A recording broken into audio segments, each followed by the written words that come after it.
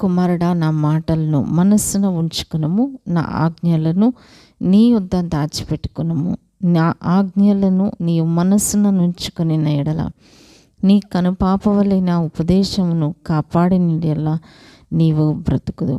ఈ ఆజ్ఞలు, దేవుని యొక్క కట్టడలు మనము హృదయంలో పెట్టుకొని దాచుకోవడం వల్ల ఏమవుతుందంటే అండి, ఇవి చెడు స్త్రీ వద్దకు పోకుండాను, పరస్త్రీ పలుకు ఇచ్చకపు మాటలకు లోబడకుండాను ఉండను, అది నిన్ను కాపాడును.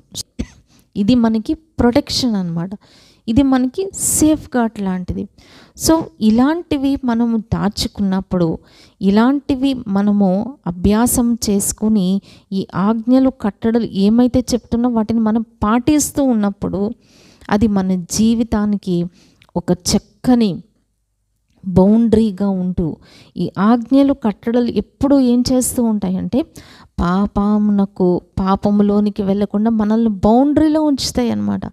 సో ఆ బౌండరీ దాటి వెళ్ళకుండా ఈ ఆజ్ఞలు కట్టడలు మనకి చాలా హెల్ప్ చేస్తూ ఉంటాయి.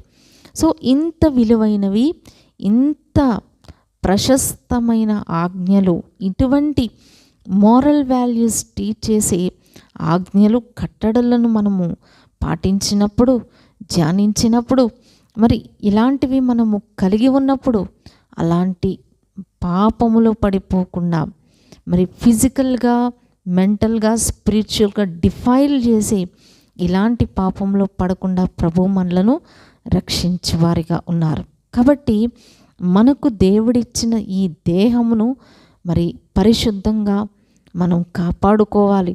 ప్రభు యొక్క రాకడ కొరకు సిద్ధపడాలి అంటే మనకిచ్చిన ఈ దేహమును దేవుని దృష్టిలో పవిత్రంగా మనం కాపాడుకోవాలి. అంటే దేవుని యొక్క ఆజ్ఞలు, కట్టడలు ఇవన్నీ కూడా మనకు ఎంతో మనల్ని కాపాడేవిగా, పాపములో పడిపోకుండా మనలను భద్రపరిచేవిగా, మనకు ఎంతో రక్షణ కవచముగా ఉండేవి ఈ యొక్క ఆజ్ఞలు, కట్టడలు. చాలా ఈ సిన్ అనేది దేవుని దృష్టిలో చాలా సీరియస్గా ప్రభు తీసుకునేవారు.